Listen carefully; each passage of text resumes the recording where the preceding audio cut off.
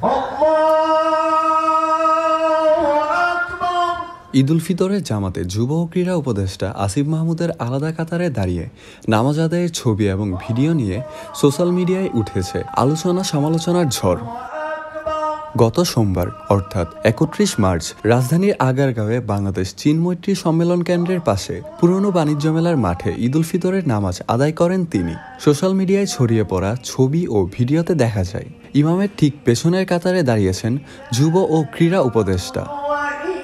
ওই কাতারে আর কাউকে দেখা যাচ্ছে না। এতেই আলোচনা সূত্রপাত। জানা যায় জামাতে ইমামতি করান কারি গোলাম মোস্তফা এবং বিকল্প ইমাম হিসেবে সঙ্গে ছিলেন মুফতি জুবাইর আহমদ আল আজহারি।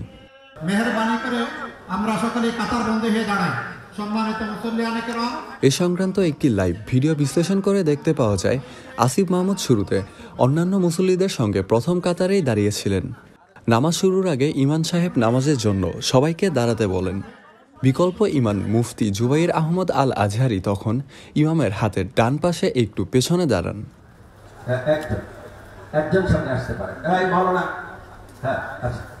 মাইকে প্রথম কাতার থেকে যে কোনো একজনকে একটু পেছনে দাঁড়ানোর আহ্বান জানানো হয়। কয়েকজনের পরামর্শে আসিফ মাহমুদ সামনে এসে দাঁড়ান। ভিডিওটি দেখে এটি নিশ্চিত হয়েছে যে উপদেষ্টা আসিফ মাহমুদ শুরুতে নতুন কাতারটিতে এসে দাঁড়াননি। ইমামের পরামর্শে এবং পরবর্তীতে অন্যান্যদের পরামর্শে এসে এখানে দাঁড়ান।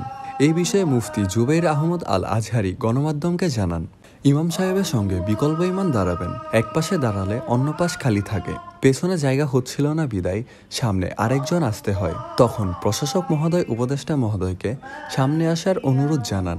উনি সামনে আসেন। মারুফ আহমেদ সামি, বাংলা খবর, ঢাকা।